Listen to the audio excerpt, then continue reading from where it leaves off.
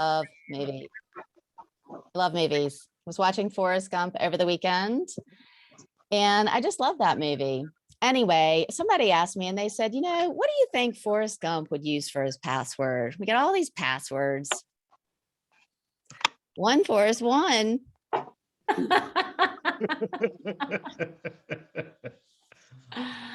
Oh, it's a good one. Come on.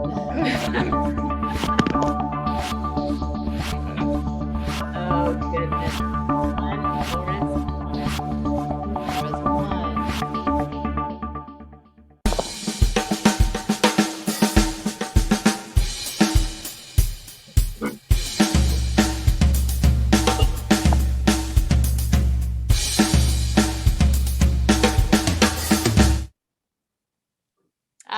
good morning, good morning, good morning, Daily Huddlers. Thank you for being here.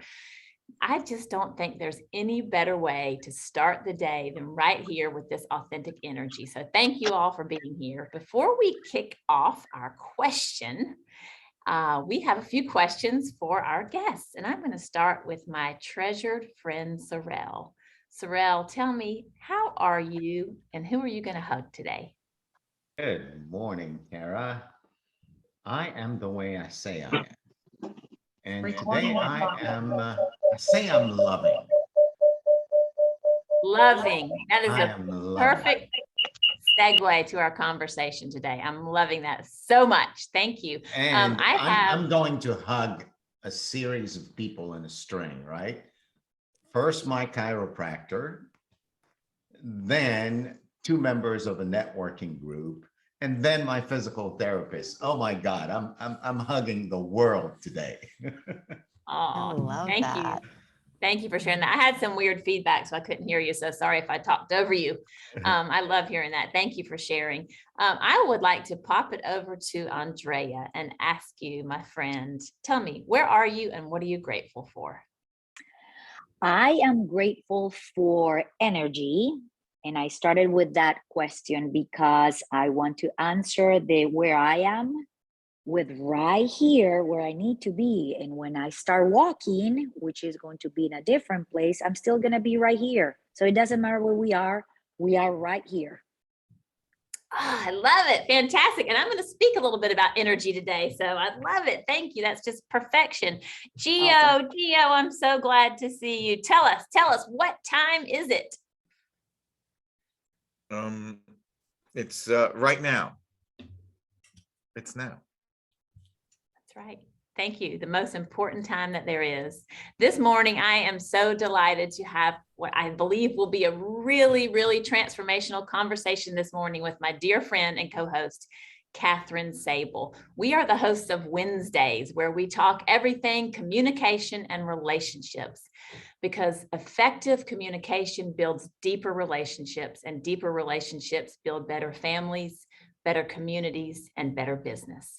And today we are going to talk about a little piece, which is big and important as it relates to communication and relationships. So we're going to kick it off with a question, as we always do. And the question is, what is essential? What is absolutely essential to a fulfilling life that is often overlooked? And with that, I'm going to turn it over to Kathryn. Thank you, Tara. Yes, I'm excited about this today. What is often overlooked that's essential? It's friendship. It's friendships, I think, and it's more than that. We are going to talk today about how to create intentional friendships that are really designed to help fill you up and get you where you want to be. And part of why I'm really excited about this is because I realize as we get older and we move through life, especially as we get into having kids, our relationships can often become really circumstantial. They're people that like friendships, people that we work with, we see a lot. So we end up spending a lot of time with them and then develop a friendship. Or, parents of kids who are in my same child's class, or sporting events. And a couple of years ago, I was going through a transition. I sold a business and I was going through a divorce. And I realized that I really wanted some deeper relationships based on spirituality. And I wanted somebody who was as much of a personal development junkie as I was. And I found you, Tara. No, really, but I set an intention and I said, I really want some deeper relationships. And as intentions go, those women came into my life. And I hear that a lot from clients that I work with, that they've got a deep longing for something and they don't quite know how to go about that, how to fill that. And it can be tricky sometimes to talk about how to be intentional about building a friendship. Absolutely. But it does take that. And instead of moving away from just, we end up spending a lot of time together. So I guess, these are my good friends, to, no, I really want this in my life right now. Like another example of that is, I realized recently that I need more people in my life who have children with special needs, because there's a common understanding that comes with that. And you and I'm convinced that you came into my life out of that intention, because there's a knowing that you can say, I'm tired, and it's not because of, one night's lack of sleep. Anyway, so I went and sought out some support groups of parents with children with special needs. And I was really intentional about what I wanted. I wanted positivity and I wanted authenticity. I didn't want complaining or this is really hard. I wanted the truth, but I wanted it to be really supportive and positive. And I found that. So today we want to talk about, how do you take stock and look and see, do I have a need that needs to be filled? And Tara, you've got so much experience with what really comes when we do that, like in the brain, like in our bodies, like, why does it feel so good to get that friendship? Why does it feel so good to connect like that? Because I'll tell you, when I had those friendships, when the spiritual, deep relationships came to me, it was so good and juicy. Why is that? Absolutely. Do you find, Kathryn, that we tell ourselves that making time for friendships is kind of a luxury, and we're working and we're taking care of family and we have all these responsibilities, therefore we really don't have time for friends, and especially new friends? Yes, often. Or it's like they'll fit in. Like I'll fit them in. I happen to have some free time here, versus intentionally carving out that space to say, I need some good friend time. How am I going to go get that? Absolutely. Yeah. I'm excited that we're talking about this for a couple of reasons. And one is, there's a myth that I think we ought to dispel. And I think you and I relate to this more than anything, is that some people consider themselves extrovert and some people consider themselves introvert. Mm-hmm. And I've studied a lot about the brain and extroversion versus introversion. And quite honestly, there's a bell curve, right? Mm-hmm. But I fall really more on the introvert side, which surprises people, but I do. And I think you do too. Mm-hmm. The people that say that, well, I'm more of an introvert, they have maybe the myth that they don't need those deep connections as much as extroverts. And that is fully false. They need different types of connections, different types of connections. Yeah. So I want to kind of share a little quote, if I may, from Brene Brown, which I think will really make this conversation extra juicy. And I'd love to know your thoughts on it. And it speaks to this myth. And this is what Brene Brown says about connection. Connection is why we are here. We are hardwired to connect with others. It's what gives purpose and meaning to our lives. And without it, there is suffering. And you touched on some suffering. If you'll just go a little bit deeper for us, I think we have a similar moment of suffering in our lives when we realized, quite honestly, we were lonely. So tell us a little bit more about that time in your life when you were missing friendships. Yeah, well, I think, like I said, it was a longing that came from me. I had a lot of friends, very social. We've got a really active neighborhood. And so it wasn't a lack of being around people or doing things with people. It was what is in the connection? How do I feel when I go in? And how do I feel when I come out? And, it's easy to get into the surface conversations, get lazy, to go and have a glass of wine and talk about the surface stuff, like school, work, kids, husbands, travel, partners, decorating. Yes. Yeah. And so one of the things I realized is a couple of places is, maybe I need to go find other people, and there's nothing wrong with those friendships. They're great. Every relationship has a place and a purpose. But the other place was to go into those relationships and actually show up in a different way, and say, something really, like really try to go under the surface, because, you know, I'm responsible for that too. And so when I did that, I started having different conversations with some of the same people. And when you can tell somebody, yeah, I'm really struggling. It's been really hard lately. You know, my kid X, Y, and Z, you know, we just haven't been able to move beyond this. It does feel like, okay, whew, like something happens and I feel more relaxed versus having to stay up and, you know, on the surface level, like I can be more myself. It's work. It's work. As a matter of fact, Simon Sinek calls friends like that. He calls them entry-level friends. Entry level. And I he love says that. Yeah. that I've had some friends of mine for years and years, but it still feels like work. I can't fully be myself. And Right. I relate to that so much, because sometimes when I'm fully myself, I know some people it's like, whoa, but you know, maybe they're just not my people. I think that we need to be ourselves. And I wanted us to go a little bit deeper into what we've experienced when we've been in the place where we're really taking care of rich friendships and finding new friendships, and when we're not, because there is science there that is fascinating. And I'd love to share just a little bit about that. You and I have a very similar experience. So I think back to when I was wanting to be divorced and living in a home with my husband. It was the loneliest time in my life, no doubt about it. And we were both there living like roommates. And the amount of anxiety and cortisol around that killed all the pleasure neurotransmitters that we need. They were totally overtaking any hopes of having oxytocin and serotonin on a daily life, on a daily basis. So fast forward to today, and this is in part why I'm so passionate about this topic right now. Over the past, I would say 4 months, I have some new friends in my life that I have welcomed in with my full heart and just gone deep into getting to know them. And it's the complete opposite feeling of feeling alone with all the anxiety and cortisol and stress. What I am experiencing right now is dopamine, because these are new friendships, but I'm super intrigued by these people. And I'm also feeling this super rush of serotonin, because when we meet and connect with people, they find good in us. They point out things that maybe friends that have been around forever don't see or they don't voice. But when we lean into new friendships, they express to us what they're appreciating and what they love, and we do the same. That builds an energy of confidence, which contributes to our productivity, to our work, to everything that we're trying to build that we truly treasure. Friendships feed our success. We don't take time out for friendships and it's hurting our success. They feed it because it builds what we need and crave in life.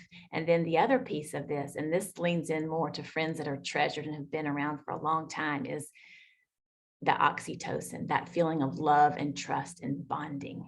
And when we travel through life with people and take care of those relationships, just like a marriage, that releases a hormone, which is also a neurotransmitter called oxytocin. And that makes us feel alive.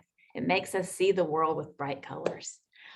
So I love to share a little bit about this. And if I may, let's see, it's 9:14. I have 2 other things that I would love to share, unless you have a question about this. I do want to pause just a second, because that's a lot. Like, and it's so cool to hear, but it's so cool to hear you say what the new friendships do and what the old friendships do. But also what I'm taking away is something that I've recently recognized is what you described, the stress and the cortisol and all of that. When we feel that way, you really like physically can't feel that pleasure. And, you know, so that's something that's different for me recently, because it's like when you are that stressed, you really can't connect in the same way. So it's why it's so important to keep yourself, you know, like self-care and take care of yourself and keep the stress down so that you can engage in those. And I don't know all the neuroscience or the biology of it, but I just know for me personally, I've experienced what you're describing, you know. 100%. We have really 3 neural networks that speak to social connection. And one of them is our ability to experience pleasure and pain. And research shows us that the pain of loneliness or stress or disappointment or insecurities are so close to physical pain. They're almost in the same realm. So you're so right. If we are in a place where we are consumed by difficult, challenging relationships, problems, and we don't take time to add pleasure to that neural pathway, it's a disaster for us to be successful and productive. Yeah, it's And it's those adding, deep relationships. yeah, it's like adding that to self-care because of what you're describing and what it gives to us. So yeah, thanks for laying it out like that. It's amazing to hear. Okay, 2 more things. What were they?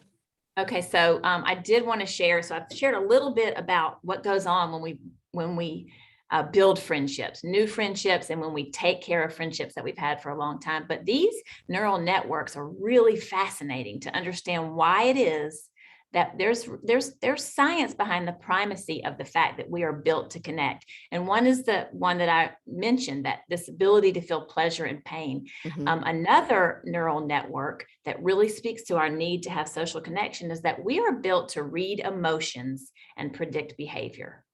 So let's just think about that for a minute.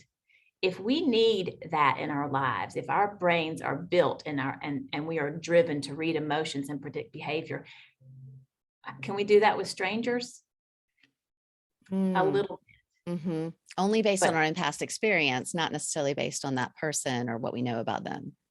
Exactly. And the more we know people, the more, like, that feeling of having an inside joke, like with somebody, like something happens, and because you know the person beside you so well, no words are necessary. You Yes. just have this moment of laughter and endorphins and connection. Our brains, we're made for that. And again, I want to remind us that it's not just extroverts. Introverts really need deep connections too. As I mentioned, just introverts don't have a lot of, they don't have a lot of patience for a lot of surface conversation and like high level networking, whereas extroverts, they love that space. My son, I can't figure him out, but he loves that space, but he likes those deep conversations too. And then the third neural network that speaks to our social connections is the fact that we are built to really absorb cultural beliefs and values. And that's something I think that we can stop and think about for a minute. If that's what we're made to do, then we are drawn to people that are similar to us. That really fires up our serotonin and oxytocin. So tell me, Kathryn, tell me about a friend of yours that you, as you've gotten to know him or her, you realize we are connected at this place of values. I'm so glad you brought values into it. That's an easy one for me because it was the first person who showed up when I set the intention that I wanted deeper connections, a deeper spiritual connection. And actually, she's been on the Daily Huddle. Her name is Meg. And I mean, we can go weeks without talking. She doesn't live in the same city. And we pick up the phone and it's just right back, Or if I, when I see her and give her a hug, I mean, I can't describe it. It's just like home. Oh, I love that. It's like coming home. That is absolutely beautiful. Well, how can we help folks who are listening to prioritize the time of building new friendships and to really taking care of friendships that they've had for a long time? How do you think we can help folks to find the time to be intentional about that? I have a couple thoughts. What are yours? Yeah. I think first it's take stock, take inventory. Like my longing drove me to kind of look around and go, okay, who are my friends? How am I spending my time? And I think if we don't do that, we don't really know where we are. So it's take inventory of where are you and who are you spending your time with? And what are your needs? Like I had this longing for this deep, and I also had this other need to have, friends with kids with special needs. Like I needed those needs to be met. So what are your needs and are they getting met? So for me, that's the first phase. And then there's some other things about how to go about that, which is ask those deeper questions. If that's what you're after, if you're after a deeper relationship, ask deeper questions, get really curious. What lights you up? I love it. What are you most excited about? What about you? What do you think? Well, I think a big thing for me is I've always been like such a time tactician. Like, okay, I've got 22 minutes. What can I get done in these 22 minutes? And you're similar to that, but you know that about me. So what I've learned about friendships, what can happen is if we don't if we don't take the time to stay connected and we go too long, then you start to think, okay, well, I don't have time to call my dear friend Holly because I don't have an hour and a half to catch up. And that's what we need. So my recommendation is to do what my friend Gail Turner Cooper does for her clients, is like little text messages, little what she calls love bombs. Just communicate, just stay in touch. If it's quick, if it's short, we have time. When I was in the airport last night, I had time to talk to a dear friend for 10 minutes, and 10 minutes was enough because we've stayed connected. Yeah. So that is one of my recommendations, and probably the biggest. I see that Sorrel has a comment or a question. And so there's really only one other thing that I definitely want to make time to read to you all. It will take about 20 seconds, but let's talk to Sorrel, and maybe we'll save that for just before we close it out. Good morning, everyone. Tara and Kathryn, thank you for this conversation. I'm intrigued about this. As valuable as friendships are, and you say we're built for connection, and I've thought of it that way, and I'm thinking others may be thinking about it that way too, that there are my friends, and then there are my business associates at work, and the two don't quite mix. What do you want to say about friendships at work? How do you build them? How do you cultivate them? What are their benefits? And what's this thing about these two worlds I'm talking about? There are my friends, and then there are my business associates. Right, right. That's a great question. So I think Tara and I might have similar answers, but we'll see. Mine, for honestly, when you're talking, I thought you use the same techniques in both worlds. That's what I do. I ask the same powerful questions, curious questions to people that I work with, and people that I'm in, deep personal relationships with. For me, the difference is boundaries. I might say something to my close friend about something that's going on personally in my life that I wouldn't share with a business associate because it's not appropriate. But it doesn't mean I can't go deep with that person and really get to know them and develop a deep relationship. It can be a really strong relationship. And Tara, I'm curious what you would have to say about that. Probably not actually the exact same thing. Can you all hear me okay? It keeps telling me I have low internet. Yes, I can You hear guys can hear me? You can? Yep. Yes. Mhm. Yeah, you're good. And I think the reason why I look at it maybe a little bit differently is, I mentioned 3 friends in my life right now that are somewhat new friends. 2 of them I definitely met in business settings. And rather than questioning, like, why am I drawn to this person? I just leaned into the friendship first. So certainly this is more of an entrepreneurial thing. I'm not talking about a corporate setting where certainly I 100% align with you, Kathryn, but what I have done when I meet folks is first build a connection based on one of those neural networks, which is shared values and beliefs. And then if it becomes a business connection, fantastic, and it will be a beautiful one. But so I'm not sure if that's full. I think that the 2 sides of this coin might actually answer the question, Sorrel. But for me, I'm going to lean into friendship first. And if it builds business, hot damn. But if it doesn't, then I'm so delighted. I have these new friends that are truly delighting my soul, and they know who they are because I'm texting them. I'm like, let's stop questioning this. Let's just admit it. We love each other. Yeah, Giovanni has something, and Ronald. Awesome. Thank you. Thank you, Tara. Thank you, Kathryn.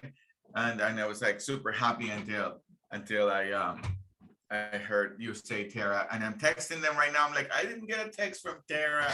Oh my God, I'm not her best friend. So, so what I'm getting from this conversation, the take I'm getting from this conversation is this aspect of growing up for myself, that what nurtures a relationship is becoming an adult, and being able to see the entire picture of a human being and another human being from shared values, shared beliefs, but also also being able to create space for where there is no shared values and shared beliefs, and also where I grow in such a way that I don't get too familiar, that I take for granted, so that it always keeps alive that energy that happens at the beginning, where there is appreciation for all of it, for the time, for all of it, you know, for the energy, for the whole thing. And so as I'm summing up everything that you guys are saying, what I'm hearing is this opportunity for me to grow as a person. Mm. That's what I am, you know, what I'm hearing in this conversation. That's one of my last comments that I had, was that this is about growth and energy. So, Ronald, yeah, 100% with you, Gio. Yeah, okay. So this is really an interesting conversation. You know, one thing is, and I like the way it started, you know, between introvert and extrovert. You know, I am more into helping people discover themselves as well. What do you tell somebody that don't know that they don't know they are introverted, and that they say they don't need friends?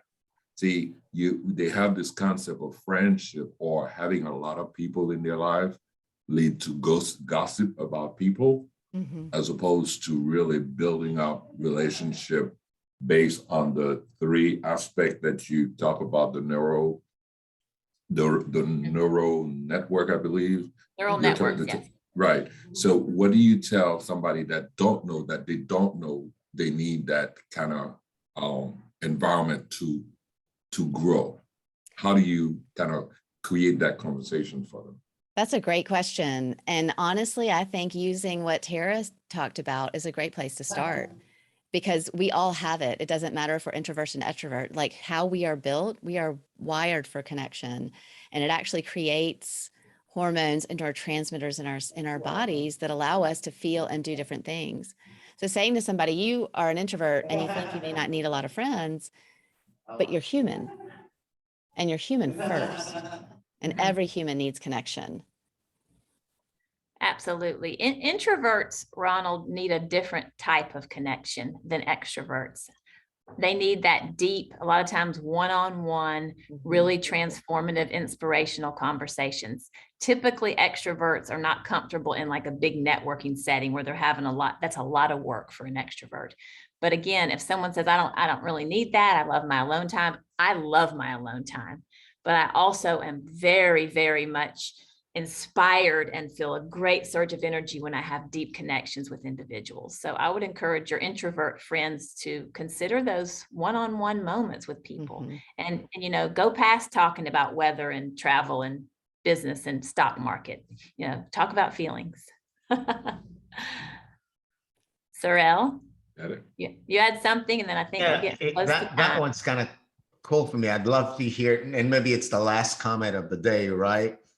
You talked about new friendships, and there was the spark in your eyes.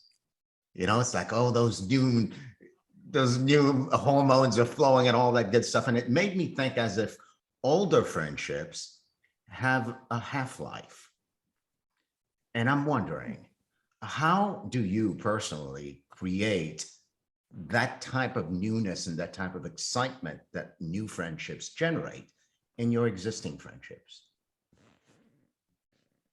I'm going to let Tara talk to that, because she was just distinguishing between, you know, oxytocin and serotonin and dopamine. So I'm curious to hear Tara's response. Yes. So let's think about marriages, right? Marriages can get stale if we don't take care of them. If we don't share things that still feel a little bit uncomfortable or unusual, we're either going to die or we're going to grow together. And that also applies to friendships. So I would just think about older friendships that maybe have gotten very, very comfortable. Keep them new by introducing new conversations, try new things together, take risks together. That reintroduces oxytocin and reminds you why you love the person in the first place. We are right at 9:30, and I'm going to turn it over to Kathryn in just a second, but I did want to share, I don't know if you guys can see this book. It's called The Big Friendship: How We Keep Each Other Close. And it was written by Aminatu Sow and Ann Friedman. And they have a podcast called Call Your Girlfriend. And they have a 20+ year friendship that was beautiful in the beginning, and then it got stagnant and it got very challenging, and they worked really hard to build the friendship back.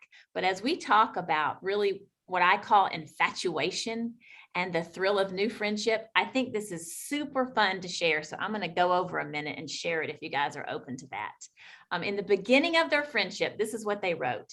Even in an unambiguous friendship like ours, the first whirlwind moments can feel a lot like falling in love. In the heady weeks after we met, we weren't trying to get in each other's pants, but rather in each other's brains. In the eyes of the other, we each had an undefinable emotional appeal that was at once adventurous, mysterious, and idealized. In other words, it was exciting in that pit of the stomach way. This kind of immediate connection is rare, so when it happens, it's incredible. It's not credible, as in so magical, it's difficult to believe. And that's the beauty of friendship. So with that, I'm going to turn it over to let Kathryn close us out. I love it. Thank you, Tara. That's beautiful. And we put the name of the book in the chat. So we are going to close out with our 7 tenets today. And the one that sticks out the most to me right now is stress less, because that gives us the ability to open up space for the dopamine and the serotonin and all those good feelings. And love people, love your friendships, drop love bombs, laugh out loud. I know it gives us all that good juicy stuff too. Eat more plants. I've been doing more of this lately and I feel so much better. It's amazing. Eat more plants. Give, be of a giving spirit, be generous, sleep, get your 7 hours. Your body will thank you. And y'all don't forget, move that body, move what your mama, come on, Sorrel, move what your mama gave you. All right, y'all, we'll see y'all tomorrow on the Daily Huddle. Thanks for being with us today. Thank you, everybody. Go hug somebody.